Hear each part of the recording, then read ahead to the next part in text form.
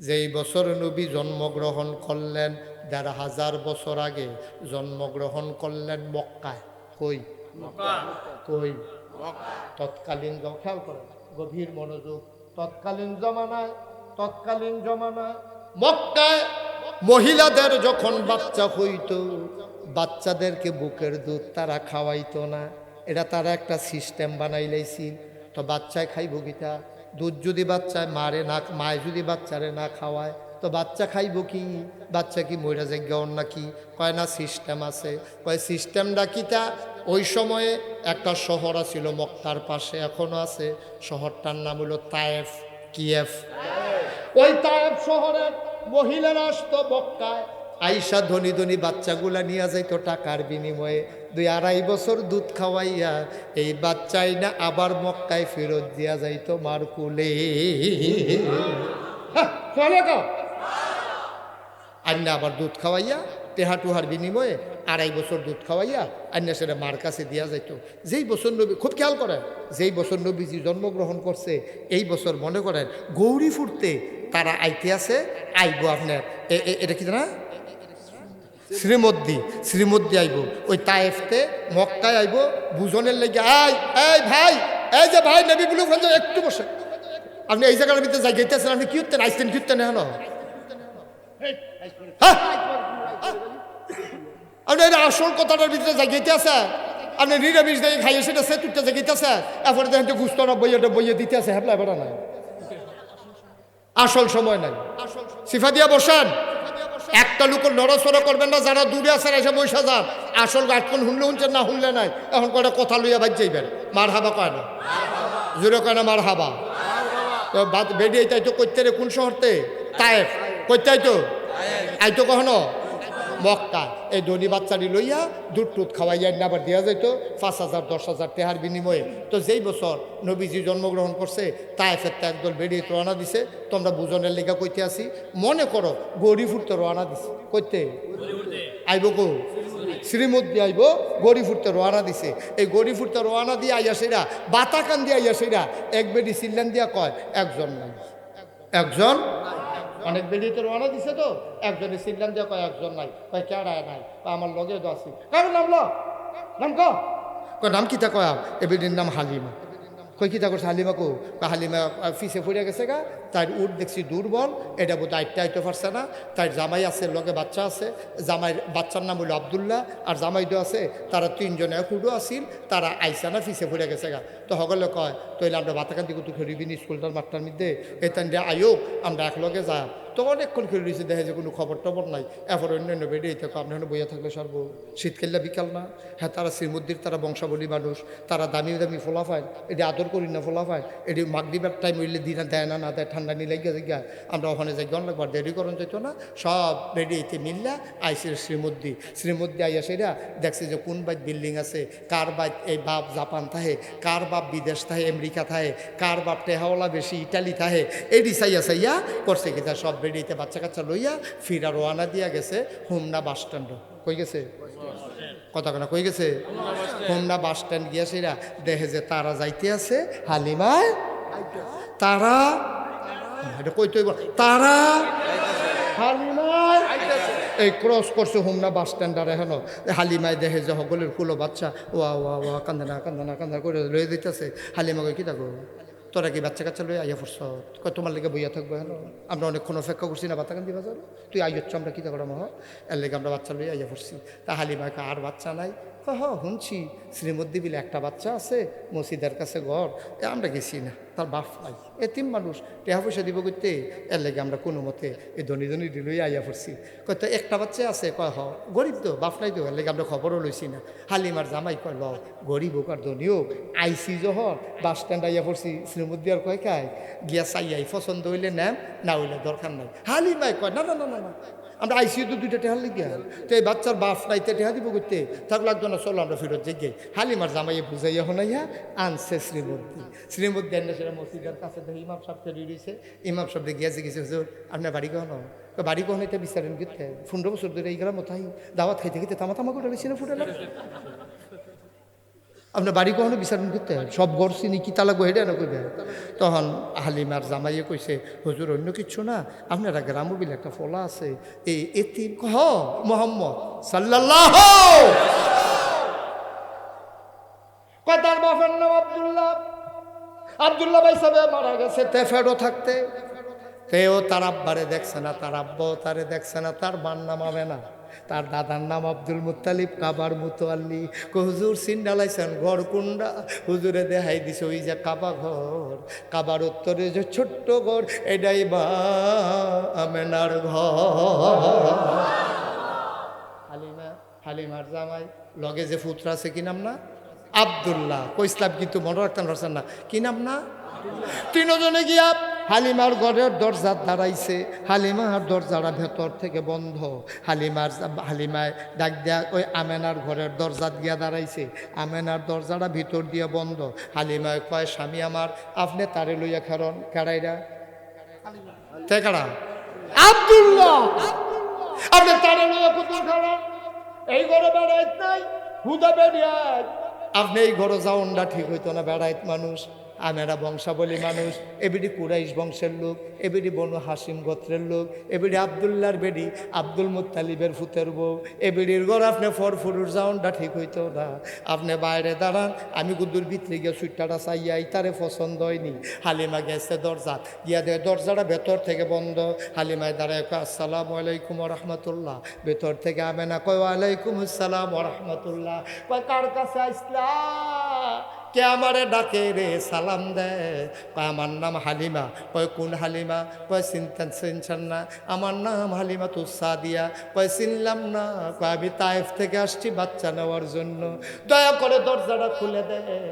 আমেনা ডাক দেয়া কয় হালিমা গো, ও হালিমা, হালিমা সকাল থেকে কত মহিলা বাচ্চা নিয়ে আমার ঘরের দরজা দিয়া গেল, আমি উটের পায়ের শব্দ শুনলাম, বাচ্চাদের আওয়াজ শুনলাম, কেউ আমার ঘরে ফিরেও তাকাইল না। তোমার বুঝি মায়া লাগছে গো হালিমা, তোমার বুঝি মায়া লাগছে গো হালিমা, কেউ জিগাইল না, তুমি তো দরজা তাইয়া দাঁড়াইলা, হালান সাহালান মারহাবা, মোস্ট ওয়েলকাম, আমার ঘরে তোমারে স্বাগতম। এবার আমেনা দরজা ঘরের ভিতরে, হালিমা আস্তে করে ধাক্কা দিয়া ঘরের ভিতরে ঢুকছে। হালিমা কয় আমি গিয়া দেখলাম আমেনা কুলের ভিতরে একটা বাচ্চা লইয়া বইয়া রইছে বিছনার উপরে, এইরকম একটা সাদা রুমাল দিয়া বাচ্চার মুখটা এমন করে ঢাকা। আমি কইলাম আমেনা গো, বাচ্চা নেব এমন কোনো কথা নাই, পছন্দ হইলে নেব, নাও নিতে পারি, দয়া করে বাচ্চাদের একটু দেখতে দাও। কয় দেখে নাও নয়ন ভরে। হালিমা কয় দেখবো কেমনে রুমাল দিয়া মুখ ঢাইকা রাখলে। আমেনা টান দিয়া মুখের পর্দাটা সরাই দিলেন। হালিমা কয় আবার আমি ছোট্ট বাচ্চার দিকে তাকাইলাম, খোদার কসম আমি জীবনে অনেক মানুষ দেখেছি, খোদার কসম এমন সুন্দর বাচ্চা আমি হালিমা জীবনে আর একটাও দেখি নাই। কবি সাহিত্যিক মুহাদ্দিস মুফাসসির সবাই ডাক দেয়া কয় হালিমা কথা বলতে সাবধানে বইল, তুমি বলতেছ এত সুন্দর বাচ্চা আর দেখো নাই, দেখবা কেমনে গো হালিমা, এর চাইতে সুন্দর বাচ্চা আবার আল্লাহ তো আর একটাও বানায় নাই।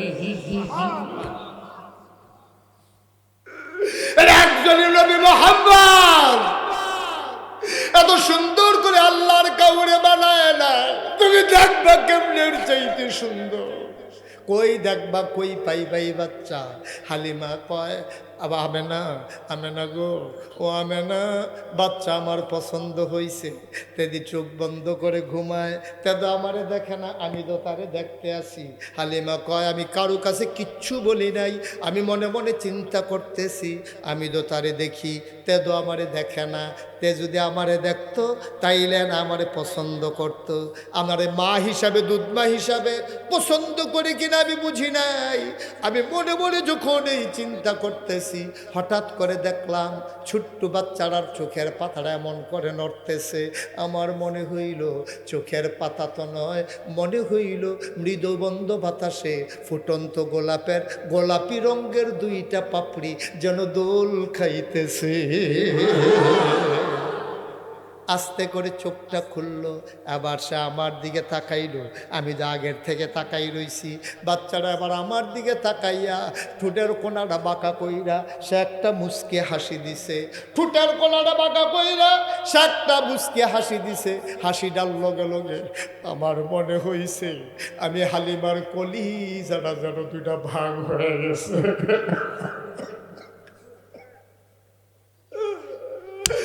আমার মনে হইল আমার কলিজাটা যেন দুইটা ভাগ হয়ে গেছে। আমি দৌড় দিয়ে ঘরের বাইরে গেলাম। আমি আমার স্বামীকে বললাম, স্বামী, এই বাচ্চার মা টাকা দেখ আর না দেখ, আমি এই বাচ্চা ফালাইয়া যাইতে পারবো না। হালিমার জামাই কয়, মন চাইলে নিয়ে নাও। হালিমা দৌড় দিয়া কয়, আমেনা, আমেনা গো, ও আমেনা, পারলে টাকা দিও না, পারলে নাই।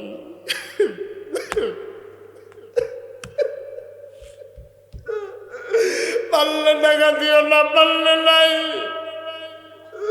দয়া করে বাচ্চারা দাও। আমেনা ডাক দেয়া কয়, হালিমা, বাচ্চা নিবা? এটা তো বড় আজব বাচ্চা গো হালিমা। কয়, কি আজব বাচ্চা? কয়তে যখন পেটে আসছে, কত মহিলারা বাচ্চা আসলে বমি বমি ভাব হয়, খাইতে পারে না, মাথা ঘোরায়। আর মোহাম্মদ পেটে আসছে, আমি বিন্দু পরিমাণে টের পাই নাই। 10 মাস 10 দিন সে আমার পেটে ছিল, আমি বুঝি নাই আমার পেটে যে একটা সন্তান আছে।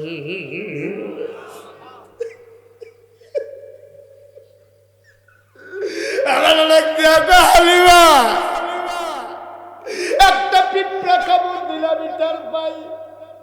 মুহাম্মদ যখন দুনিয়াতে আসে প্রসবকালীন সময়ে আমি একটা পিঁপড়ার কামড়ের মতো টের পাই নাই।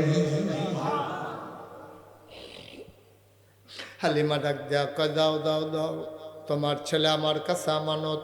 আমেনা ডাক দেয়া কয়, হালিমা, এটা কিন্তু একটা আজব বাচ্চা গো হালিমা। তারে দুধ দিলে খায়, না দিলে কান্দে না, ঘুম পাড়াই দিলে সে নড়াচড়া করে না, এটা কিন্তু আজব বাচ্চা। হালিমা কয়, অসুবিধা নাই, তোমার বাচ্চা আমার কাছে আমানত।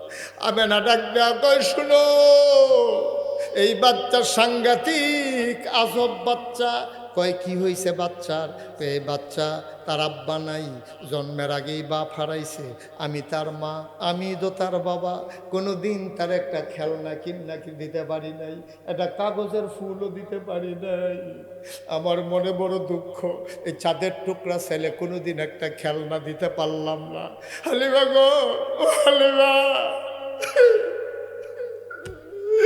এই বাচ্চাটার আমি কিচ্ছু দিতে পারি নাই। ও হালিমা, আমি একদিন তারে ঘুম পাড়াইয়া আমি গেছি গোসল করার জন্য, তারে তো ঘুম পাড়াইলে সে নড়ে না। কিন্তু আজকে আমি গলায় যখন পানি ঢেলে ফেলেছি, আমি টের পাইলাম ঘরের ভেতরে কি যেন নড়তেছে। আমি তাড়াতাড়ি জানালা খুইলে উকিমাইরা তাকাইয়া দেখি, আমি এনা মোহাম্মদ রে খেলনা কিন্না দিতে পারি নাই। আমি তাকাইয়া দেখি মোহাম্মদ হাত পা নাড়তেছে, কি যেন ধরতে চায়। আমি উপরের দিকে তাকাইয়া দেখি, আমি এনা খেলনা কিন্না দিতে পারি নাই, কিন্তু আমার আল্লাহ আমার মোহাম্মদের খেলনা বানাইয়া আকাশের চাঁদ আর আকাশের তারাগুলা তার হাতের কাছে পাঠাই দিছে।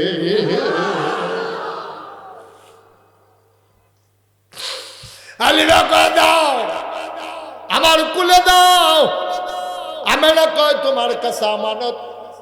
এবার হালিমা কুলে নিছে।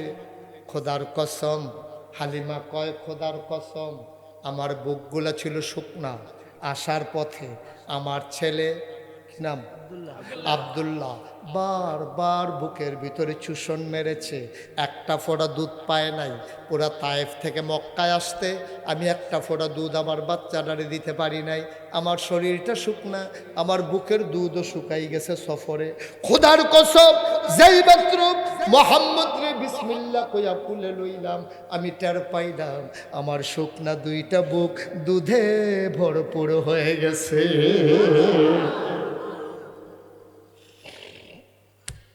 অহংকার মুসলমান, ও শ্রীমন্দির মুসলমান, মুশতাক ফয়েজি যদি কোনোদিন আর না আসে, কোনোদিন যদি তোমাদেরকে না ডাকে, মনে রাখবা আমি বলে গেলাম, ইসলাম তোমার মন মতো হবে না, তোমাকে ইসলামের মন মতো হইতে হবে। মন যা চায় তা করা যাবে না, কোরআন সুন্নাহর বাইরে তোমার চলার কোনো সুযোগ নাই। মুসলমান, সুন্দর করে তিল তিল তিল তিল করে জীবন সাজাও, একদিন তো তুমি মরেই যাবা। তোমার এসরা এলাকায় মাইকিং হয়ে যাবে, মানুষ টান নাই, সবাই মিলে তোমারে দেখতে আসবে, কাফন পরাইয়া দাফন করে দেবে মাটির কবরে। তুমি এমন একটা জিন্দেগি কইর রে, তুমি এমন একটা জিন্দেগি কইর, সবাই দেখো মাটির কবর, তুমি যেন কবরে গিয়া দেখো তোমার কবর মাটি নাই, মাটির কবর জান্নাতের টুকরা হয়ে গেছে। এমন একটা জিন্দেগি আমরা চাই নাকি চাই না? চাই নাকি চাই না? আল্লাহ যেন কবুল করে সবাই কোন আমিন। আমি 32 বছর, এবছর সহ 33 বছর হয় মুশতাক ফয়েজি মাহফিল করি। মাহফিলে কদম দিলে মাহফিলটার ওজন বুঝি। আজকে এই তোমাদের শ্রীমদ্দির মাহফিলে কদম দিয়া মন সাক্ষী দিয়েছে, তোমাদের মাহফিল আল্লাহ কবুল করে নিয়েছে। এই কবুল হওয়া মাহফিলটাতে একটা লুকো আমরা নড়ব না, সবাই মিলে এই কবুল হওয়া মাহফিলটাতে দোয়া করে দিয়ে যাব। কবরস্থানের বাসীদের রুহের মাগফিরাতের আশায় মাহফিল আমরা সবাই মিলে দোয়া করে দেব। আব্বা আম্মা